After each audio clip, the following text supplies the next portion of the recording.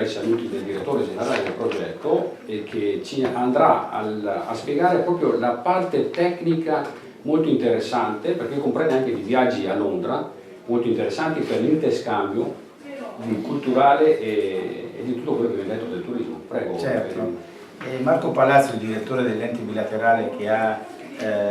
progettato Veneto Cult, non può essere presente, quindi mi ha delegato per spiegare un po' il progetto. E tra l'altro anche ci saluta l'assessore, il neo assessore al turismo di Chioggia, che non poteva essere oggi a Chioggia perché è a Venezia, e saluta volentieri anche il progetto, che manderemo poi gli esiti e i contenuti della conferenza stampa per informare anche il Comune che in questa realtà territoriale nostra si continua a portare avanti dei progetti finanziati dalla Regione. Veneto Cult, approvato il 30 maggio dalla Regione, è nato con l'idea di pensare non solo al turismo in generale, ma anche a un singolo target, che è quello del turismo culturale. Turismo culturale che nel Veneto, perché è un progetto veneto questo, hanno aderito una sessantina di aziende, dei partner non aziendali come la Camera di Commercio di Padova, il Comune di Abano Terme, il Consorzio di Chioggia per Chioggia, altre associazioni culturali e circoli culturali che fanno attività nel territorio veneto per quanto riguarda gli aspetti museali, gli aspetti legati alle tradizioni, al folklore, e quindi si cerca di mettere in rete, cioè cercare di fare delle reti di impresa che possano in qualche modo pilotare quelli che sono poi i turisti che cercano queste cose. E allora bisogna sapere quali sono gli strumenti per intercettarli, quali sono le attività da mettere in piedi che vengono riconosciute dai turisti poi come delle cose positive, e quelli poi di accompagnarli nel realizzare queste attività,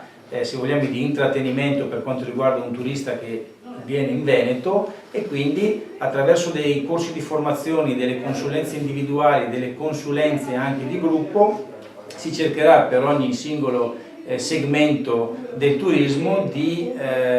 formare e anche educare in qualche modo una nuova visione che non è per Chioggia in questo caso solo la spiaggia, perché se oggi c'è vento sono tutti in città, se c'è un movimento all'interno della città centro storico, all'interno del percorso culturale, all'interno di altri intrattenimenti, il turista che non può andare in spiaggia oggi magari perché c'è vento o è nuvoloso riesce a passare delle ore liete perché è in vacanza, e quindi si cerca, che magari ci sono già queste cose, però mettersi in rete, comunicarle, e quindi anche l'importanza del lungomare, quindi della sede opportuna dove c'è appunto carne dell'accoglienza. Gli strumenti li abbiamo messi in piedi, mettiamo in piedi anche delle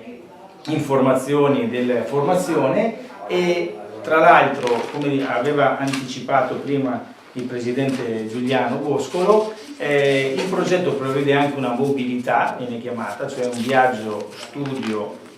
a Londra. Perché Londra? Quando i progettisti hanno scritto il progetto hanno visto che Londra, solo con il segmento del turismo culturale, porta nelle casse complessive oltre 3 miliardi di sterline di fatturato, e dà solo il turismo culturale 80.000 posti di lavoro solo nella metropoli di Londra. Quindi è un'ambizione altissima arrivare come Londra, che è la capitale. 80.000 posti di lavoro? Sì. Solo nella metropoli? Solo per il turismo culturale. Scusa, solo nella metropolitana, ho capito male? No, solo nella città, solo nella città metropolitana di anziano, Londra,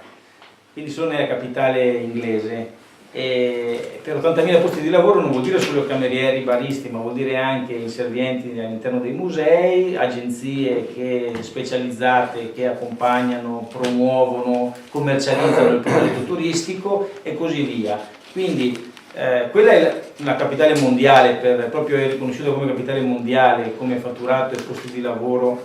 per quello che rappresenta Londra. E quindi vedendo questo bisogna in qualche modo, attraverso il progetto, far capire quali sono le potenzialità, le opportunità e tutto quello che ne consegue rispetto alla nostra realtà. Quindi questo è il progetto. La consulenza che aveva anticipato, che mentre noi stiamo qui a presentare il progetto, è già iniziato, quindi vuol dire che il consorzio non vuole assolutamente perdere tempo, e finita la stagione turistica, si metteranno in piedi da settembre, ottobre, adesso dobbiamo ancora calendarizzare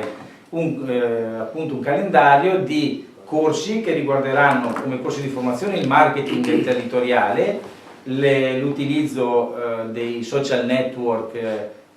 come strumenti di promozione, vendita, ma anche comunicazione con i clienti, la lingua inglese. E allora già, attenzione, prima Maurizio Franceschi ha detto continuiamo a fare progetti, perché a Chioggia dal 2012, verso il turismo del benessere, proseguendo con Stranger in Chioggia e con 4 stagioni, abbiamo toccato vari segmenti di quello che è il turismo complessivo. Quindi ogni 2 anni ripresentiamo un progetto che ha la durata di 1 anno e mezzo e abbiamo coinvolto